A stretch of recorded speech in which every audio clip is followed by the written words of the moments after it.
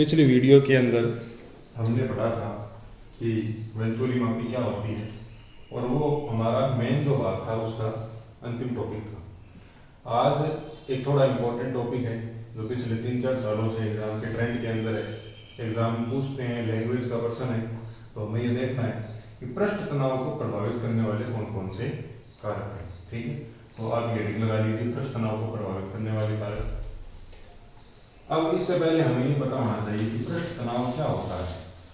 तो देखो, मैं पहले की वीडियो के अंदर बता चुका हूँ कि आपका कोई भी जो लिक्विड है उसकी जो ऊपरी सतह है, ऊपरी जो सतह है वो किसके संपर्क में आ जाती है? वायुमंडल के संपर्क में आती है। और द्रव की वह सतह जो वायुमंडल के संपर्क में रहती है उस सतह को हम क्या कहते हैं? मुक्त। और इस मुक्त सतह के ऊपर जो कण उपस्थित होते हैं उनके ऊपर बलों की असंतुलन अवस्था रहती है। कौन सी अवस्था रहती है? असंतुलन अवस्था रहती है। तो इन बलों को संतुलित करने के लिए वायुमंडल के जो कण हैं वो यहाँ पर बल लगाते हैं। क्या लगाते हैं? बल लगाते हैं। और ये बल है वो जितने क्षेत्रफल पर लगाया जाता है उस कारण यहाँ पर एक तनाव उत्पन्न हो जाता है। उसे हम क्या कह देते हैं? तनाव कह देते हैं। पृष्ठ तनाव का जो सूत्र है वो हमने लिखा था, S बराबर जो होगा वो F बटा F। तो ये सारी चीजें हम प्रीवियस वीडियो में देख चुके हैं। डिस्क्रिप्शन में आप जाओगे तो आपको लिंक मिलेगा, उसमें हिंदी में लिखा हुआ मिलेगा पृष्ठ तनाव। तो आपको उसको ओके करना है, डिटेल से उसको लिख के नोट्स बनाने। अब हम पढ़ेंगे कि इस पृष्ठ तनाव को, इस S को, इस मुक्त सतह को कौन कौन सी चीजें प्रभावित करती है। ये आपके पेपर के अंदर मान लो उसने पूछे कि 3 कारक बताओ, 3 चीजें बताओ जो इसको प्रभावित करती है, तो आपको 3 नंबर का प्रश्न पूछेगा। तो इसमें हम पढ़ेंगे सबसे पहले आप इसमें 1 नंबर हेडिंग लगाओ, ताप का प्रभाव। ताप का प्रभाव, तापमान का प्रभाव। पृष्ठ तनाव पर तापमान का क्या प्रभाव पड़ता है वो हमें देखना है। देखो, जब ये पृष्ठ तनाव उत्पन्न होता है तो जो द्रव की मुक्त सतह है वो एक रबड़ की झिल्ली की तरह व्यवहार करती है। किसकी तरह व्यवहार करती है? रबड़ की झिल्ली की तरह। और ये रबड़ की झिल्ली की तरह व्यवहार क्यों करती है? क्योंकि ये पृष्ठीय क्षेत्रफल को न्यूनतम करके सिकुड़ना चाहती है। पृष्ठीय क्षेत्रफल को क्या करना चाहती है? न्यूनतम। और इसके रिजल्टेंट ये क्या करना चाहती है? सिकुड़ना चाहती है। जैसे कल मैंने आपको उदाहरण बताया था, उस द्रव गुण का मॉडल पढ़ रहे थे कि जब हमें सर्दी लगती है तो हम एकदम कम से कम क्षेत्रफल ग्रहण करके रहना चाहते हैं। उसी प्रकार से जब इसके ऊपर पृष्ठ तनाव उत्पन्न होता है, किस पर होता है? मुक्त सतह पर। तो ये मुक्त सतह एक रबड़ की झिल्ली की तरह व्यवहार करती है। जैसे आपने दूध देखा है, दूध गर्म करते हैं, उसके ऊपर क्रीम आ जाती है, मलाई आती है। अगर उसके ऊपर हम फूंक मारेंगे तो वो एक पूरा का पूरा लेयर की तरह हिलती है, साथ में ऐसा लगता है कि वो जेली की तरह व्यवहार कर रही है। तो वो मुक्त सतह के कारण उसके ऊपर मलाई आ जाती है। ठीक है, तो वो किसकी तरह बन गई? रबड़ की झिल्ली की तरह। और वो गोलाकार आकृति लेती है। देखो, कभी आयताकार नहीं बनती, कभी षटभुजाकार नहीं बनती, उसकी आकृति हमेशा कैसी होती है? गोलाकार। मान लो तुम अगर उसको कप के अंदर डालोगे तब भी वो गोली बनेगी। जो नहीं, मान लो आपके पास में कप है, ऐसा तुम कप के अंदर अगर चाय को डालोगे तो भी उसकी आकृति कैसी बनेगी? जो मलाई आती है चाय के ऊपर भी देखते हैं, कभी आपने देखा है मलाई किस तरीके से आई हुई है? चौकोर आकृति कभी नहीं बनती। क्यों? क्योंकि ये रबड़ की जो झिल्ली है वो पृष्ठीय क्षेत्रफल को कितना करना चाहती है? न्यूनतम। और कल मैंने बताया था आपके पास एक तो ये आकृति है जिसे हम स्क्वायर कहते हैं, एक आपके पास में रेक्टेंगल है, एक आपके पास में ये षटभुज है जिसे आप एंजीन कहते हैं, और ये गोला है। तो इन सब के अंदर जो कम से कम क्षेत्रफल है वो किसका है? गोले का है। तो जो आकृति होगी रबड़ की झिल्ली की मुक्त सतह की वो क्या बनना चाहिए? गोला बनना चाहिए। उस कारण से दूध के ऊपर जो मलाई आती है वो गोलाकार होती है। तो अब जब हम इसको गर्म करेंगे, जब मान लो तुम्हारे पास दूध के ऊपर मलाई आई हुई है और तुमने उस मलाई के साथ में उस दूध का क्या कर दिया? तापमान बढ़ा दिया। दूध के ऊपर मलाई कब आती है? तुमने दूध को गर्म किया और उसे ठंडा होने के लिए छोड़ दिया। जब जैसे जैसे वो दूध ठंडा होगा उसके ऊपर वो लेयर बनती रहेगी। ठीक है, और अगर हम उस मलाई आए हुए दूध को वापस क्या करते हैं? उसका टेम्परेचर बढ़ाते हैं तो वो जो पपड़ी थी वो धीरे धीरे टूटने लगती, टूटेगी। ये प्रयोग तुम करके देखना, जो मलाई है वो छोटे छोटे कणों में बिखर जाएगी। तो कहने का मतलब वो मलाई टूटी मतलब उसकी मुक्त सतह टूट रही है। मुक्त सतह टूटेगी तो उसका जो पृष्ठ तनाव है वो क्या होता जा रहा है? कम होता जा रहा है। समझ में आ गई?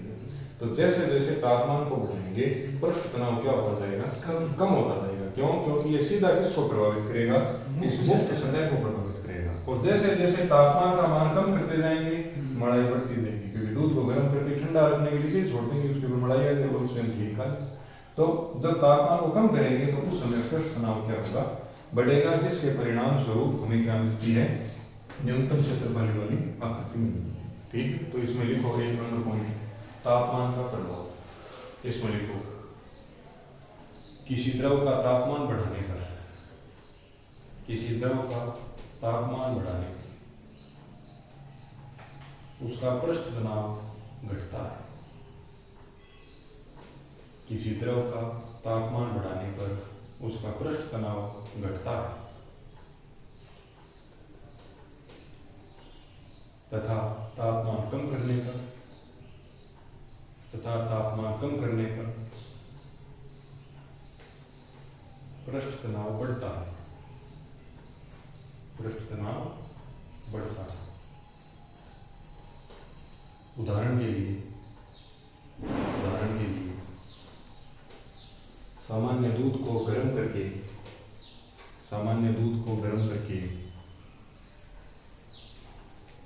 जब ठंडा होने हेतु रखा जाता है, सामान्य दूध को गर्म करके जब ठंडा होने हेतु रखा जाता है तो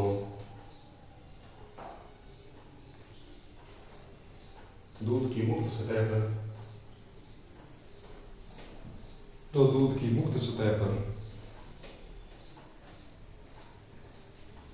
एक पतली परत जम जाती है।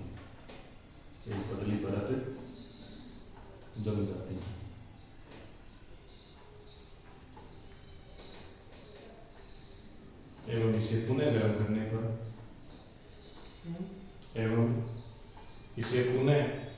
वापस गर्म करने पर यह परत छोटे छोटे टुकड़ों में बिखर जाती है। इसे पुनः गर्म करने पर यह परत छोटे छोटे टुकड़ों में बिखर जाती है, जिसका मुख्य कारण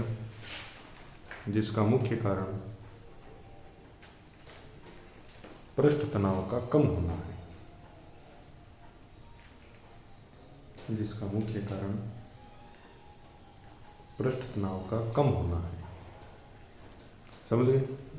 तो तापमान को बढ़ाएंगे तो पृष्ठ तनाव क्या होगा? कम होगा। तो नीचे लिख लो तापमान। अब ये मेरे को याद कैसे रहता है, उसका कारण मैं तुम्हें लास्ट में बता रहा हूँ। एक ना याद रखता हूँ, फिर तापमान व्युत्क्रमानुपाती एस का मतलब पृष्ठ तनाव। ये दोनों एक दूसरे की क्या है?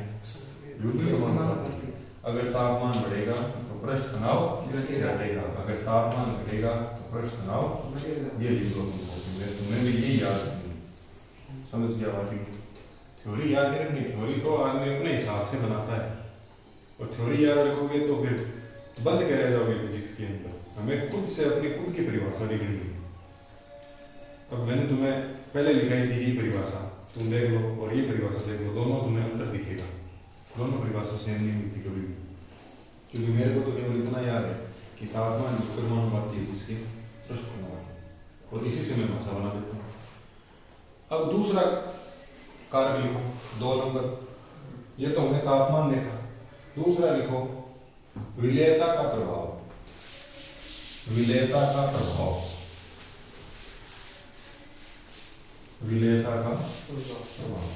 मतलब तुम्हारे पास में कोई द्रव है, उसके अंदर तुमने एक द्रव और मिला दिया। एक द्रव था, मान लो तुम्हारे पास के अंदर HCl था। क्या था? HCl। और उसके अंदर तुमने H2SO4 और मिला दिया, तो क्या प्रभाव पड़ेगा? तो वो 2 नंबर लिखो, विलेयता का प्रभाव। विलेयता का प्रभाव। अब सुनो एक बात है कि मान लो ये सॉल्यूशन है, इसमें मुक्त सतह बनी हुई है, वो किसकी बनी हुई है? ये एक सॉल्यूशन है जिसके अंदर क्या मिलाया हुआ है? H2SO। तो इसमें सारे कण एक प्रकार के ही, तो इसमें मुक्त सतह बन गई। यहाँ असंजक बल होगा, लेकिन बीच में तो सहसंजक बल है, तो ये आपस में प्रेम से रहेंगे। यहाँ असंजक बल है लेकिन यहाँ सहसंजक बल है, तो बीच के अंदर सही रहेंगे। अगर तुमने इन दोनों को मिला दिया तो जो मुक्त सतह रहेगी वो किसकी होगी, HCl प्लस H2SO। तो अब सर यहाँ पर पहले असंजक बल था, यहाँ पर असंजक बल था, लेकिन पहले बीच में तो सहसंजक बल था, लेकिन अब हमने जब इन दोनों को मिला दिया तो बीच में भी क्या हो गया, असंजक बल। जैसे एक अणु HCl का, एक H2SO4 का, एक HCl का, एक H2SO4, HCl H2SO4, HCl H2SO4। अब इन कणों का अणुभार भी अलग अलग है। HCl का अणुभार कम है, छोटा यौगिक है, इसका अणुभार ज्यादा है। तो आप ऐसे समझो कि HCl का जो अणु होगा वो छोटा होगा और H2SO4 का बड़ा होगा। ये HCl का छोटा और ये बड़ा, और ये सारे के सारे कण आपकी मुक्त सतह के ऊपर स्थित है। किस पर स्थित है, और इस मुक्त सतह के ऊपर वायुमंडल के कण क्या लगाते हैं, प्रेशर लगाते हैं। वायुमंडल के कण क्या लगाएंगे, प्रेशर लगाएंगे, और वहां से क्या बनता है, आपका पृष्ठ तनाव बनता है। अब एक चीज बताओ कि वायुमंडल के कण इसके ऊपर भी बल लगाएंगे, इस पर भी बल लगाएंगे, इसका द्रव्यमान पहले से ज्यादा है, ये बड़ा कण है तो इसका द्रव्यमान ज्यादा है, इस पर थोड़ा सा बल लगा तो ये अंदर की तरफ धंस जाएगा ऐसे, और अगर थोड़ा बल इस पे लगेगा तो ये इतना नहीं धंसेगा जितना कि ये अंदर धंसेगा। तो कहने का मतलब मुक्त सतह जो एकदम फ्लैट होनी चाहिए थी, अब वो कहीं से ऊंची, कहीं से नीची, कहीं से ऊंची, कहीं से नीची हो गई। तो कहने का मतलब इस स्थिति के अंदर जब तुम दूसरे विलयन को उसमें मिलाओगे तो असंजक बल का मान क्या हो जाता है, बढ़ जाता है। पहले किनारों पर तो था, अब बीच के अंदर भी असंजक बल हो गया, और असंजक बल का मान बढ़ गया तो पृष्ठ तनाव का मान क्या हो गया, घट गया। इसका कारण क्या रहा कि कणों की जो अनियमित स्थिति थी उसके कारण एक सीधी लेयर नहीं बन पाई। सीधी लेयर नहीं बनी तो सभी जगह के ऊपर वायुमंडल के कणों द्वारा लगाया गया प्रेशर एक समान रूप से नहीं रहा, कहीं पर ज्यादा लगा तो वो अंदर धंस गए, कहीं पर कम लगा तो वो ऊपर उभरे हुए रह गए। तो इस कारण पृष्ठ तनाव का मान क्या हो जाता है, वहां पर कम हो जाता है। कब होगा कि जब हम किसी दूसरे विलयन को किसी एक विलयन के अंदर मिलाएंगे। समझ, तो लिखो, जब किसी द्रव में कोई दूसरा द्रव मिलाया जाता है, जब किसी द्रव में कोई दूसरा द्रव मिलाया जाता है तो पृष्ठ तनाव घटता है, तो पृष्ठ तनाव घटता है। जैसे रुके हुए जल में,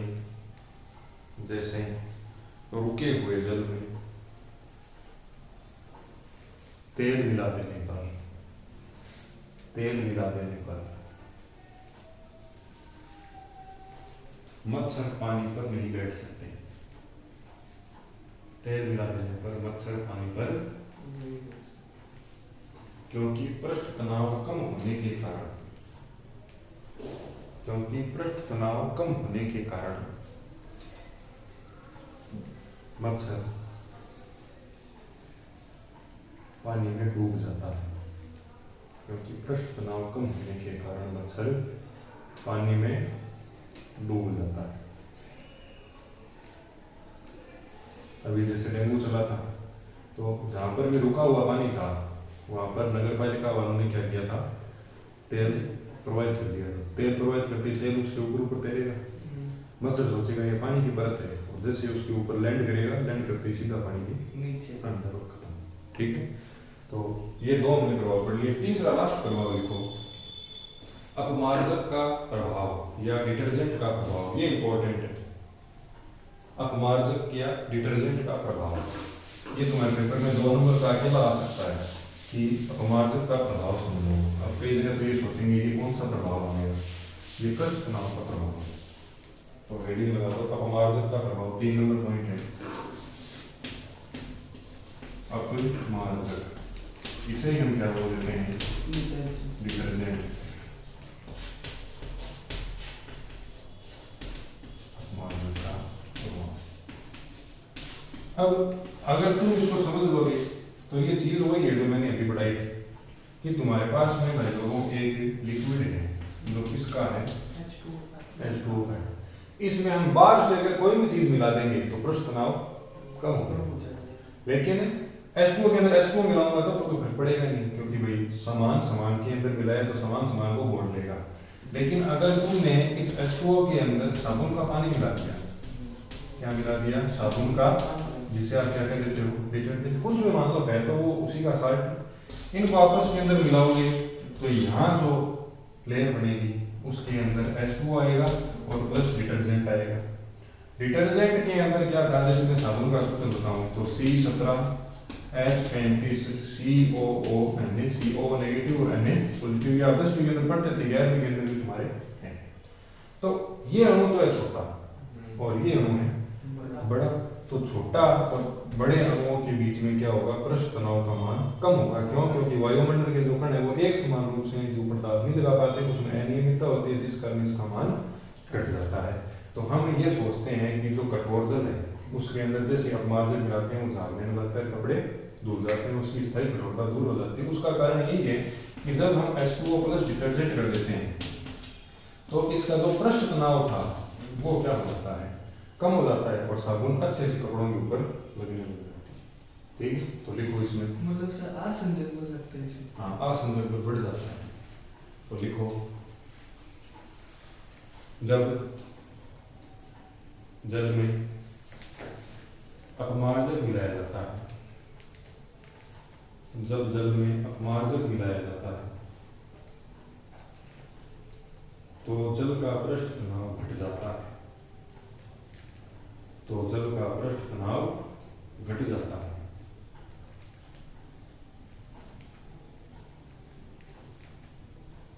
और पृष्ठ तनाव घटने से, और पृष्ठ तनाव घटने से जल के फैलने की क्षमता बढ़ जाती है। पृष्ठ तनाव घटने से जल के फैलने की क्षमता बढ़ जाती है, क्योंकि तनाव था उसी ने तो उसको रोके रखा फैलने से। वही कह रहा था कि तो न्यूनतम क्षेत्रफल ग्रहण करे, न्यूनतम क्षेत्रफल ग्रहण करे, पृष्ठ तनाव भी कम हो गया तो उसके ऊपर पाबंदी है कि न्यूनतम क्षेत्रफल ग्रहण करने की, तो वो तो फैलेगा, तो जल की फैलने की क्षमता बढ़ जाती है, जिस कारण कपड़े आसानी से धुल सकते हैं, जिस कारण कपड़े आसानी से धुल सकते हैं। तो ये हमने 3 प्रभाव पढ़ लिए जो प्रभावित करते हैं किसको, जाग, तो मिसेल बनती है, मतलब मिसेल के कारण कपड़े के चारों तरफ, जैसे मान लो ये कोई तेलीय बूंद है तो इसके चारों तरफ मिसेल बन जाती है ऐसे, उसके कारण उसमें झाग उत्पन्न होते हैं। और इनके अंदर कुछ 60-20 प्रकार का मिलाया जाता है कि वो पानी के साथ में रिक्रिया करके झाग के अंदर क्या होता है, ये गैस होती है, CO2 गैस होती है। जैसे जल के अंदर H2O है, H2O था, हमारे पास ऑक्सीजन थी, और हमने जब ये मिलाया C17H35 तो इसके पास में क्या था, कार्बन था, तो कार्बन और ऑक्सीजन ने मिलकर किसका निर्माण कर दिया, CO2 के बुलबुले का निर्माण कर दिया। जैसे हम घर के अंदर कई बार ये खमन ढोकला नहीं बनाते, तो उसके अंदर क्या करते हैं कि खट्टी जो छाछ होती है उसको सूजी के अंदर डालते हैं और वो उफड़ जाता है, तो उसमें या उसमें तुम इनो का तुम जो पानी के अंदर इनो डालते हो तो भी उसमें झाग उत्पन्न होते हैं, तो उस टाइम कौन सी गैस बढ़ जाती है, उसमें CO2 बढ़ जाती है, और वो क्या करती है कि उसके अंदर झाग उत्पन्न करने का काम करती है। वही काम इसमें, कार्बन तो लेके आ रही है साबुन, और जल के अंदर ऑक्सीजन है भरपूर, दोनों मिलेंगे तो दोनों ने किसका निर्माण कर दिया, CO2, तो वो झाग उत्पन्न हो जाती है। तो हमने ये पूरा टॉपिक है और पूरा चैप्टर है वो लाइन वाइज अध्ययन कर लिया है। तो अगर आपने पहले वाली वीडियो नहीं देखी है तो उनको आप क्रमबद्ध देखें और अर्धवार्षिक से पहले देख लें, क्योंकि ये जितने टॉपिक मैंने कराए हैं वो सारे इंपॉर्टेंट हैं। अब आने वाले 3-4 दिनों के अंदर मैं आप सभी के लिए एक पेपर लेके आऊँगा, उसमें बड़े बड़े प्रश्न होंगे, जैसे मान लो जितने पार्ट हैं उन सभी के अंदर जो इम्पोर्टेंट प्रश्न है, अब ये मान लो कि उसमें 15 प्रश्न होंगे, और मैं मेरे हिसाब से ये तो नहीं कहूँगा कि 100% आएंगे, 100% आएंगे तो पुलिस वाले मेरे को ले लेंगे, तेरे को क्या पता चला ये प्रश्न है, तो मैं ये कहूँगा कि उनके अंदर से 95% ये संभावना रहेगी कि अगर आप उनको पढ़ के जाते हैं तो आपके मान लो प्रश्न पेपर के अंदर जो बड़े प्रश्न आएंगे वो 5 आओ, 6 आओ, 7 आओ, उसी क्लास में मिलेंगे। मैं आपको कितने प्रश्न दूंगा, 15 प्रश्नों का एक सेट दूंगा, यहीं पे बताऊंगा आपको, बोल बोल के उनको लिख के लाऊंगा, फिर आपको बताऊंगा ये इस पार्ट से, ये इस पार्ट से, और उनकी वीडियो बनाने की कोशिश करूंगा। अगर आप ये 15 प्रश्न करके चले जाते हैं तो आपके पेपर में जो बड़े प्रश्न आएंगे, कहने का मतलब 4 नंबर का प्रश्न आएगा वो इन 15 के अंदर से ही आने की 95% संभावना है। ठीक है, इसके बाद में एक वीडियो हो रहेगी हाफ ईयरली से पहले ही, उसके अंदर आपके 20% होंगे और वो 20% होंगे 2 से 3 नंबर वाले सेट के अंदर से। सबसे पहले बड़े भाग को कवर करेंगे, फिर 2 से 3 नंबर वाले को, उसमें मैं आपको 20% बताऊंगा और उनमें ये पॉसिबिलिटी होगी कि 2 से 3 नंबर वाले जितने परसेंट आए वो इसी के अंदर से आएंगे और बाद में बचेंगे एक एक नंबर के, तो वो हम लगातार प्रैक्टिस करते रहेंगे। तो इन सभी चीज़ों का फायदा उठाने के लिए हमारे चैनल से जुड़े रहें और अपने जो दोस्त हैं उनके अंदर भी क्या करें, शेयर करें। आज शाम तक क्लास 10 की जो त्रिकोणमिति है, ट्रिग्नोमेट्री, उसके भी जो बड़े सवाल होते हैं जो हमें सिद्ध करने पड़ते हैं, जो एग्जाम के अंदर 6 नंबर के आते हैं, आपने देखा होगा पिछली बार, तो वो उनकी मैं वीडियो लाऊंगा और हर वीडियो के अंदर 2 सवालों का सॉल्यूशन होगा। तो जो आपकी प्रश्नावली 8.4 है उसके अंदर 10 सवाल है, 10 सवाल है और उनके अंदर से निश्चित है कि एक सवाल आपका 6 नंबर का आना ही है। तो उनकी मैं 5 वीडियो लेके आऊँगा, 2-2 सवाल करेंगे हम, तो वो 5 वीडियो आपको जरूर से देखनी है और अपने दोस्तों में शेयर करनी है। प्रिंस क्लासेस से जुड़े रहने के लिए आप सभी का हृदय के अनंत गहराइयों से बहुत बहुत धन्यवाद और दीपावली की हार्दिक शुभकामनाएं।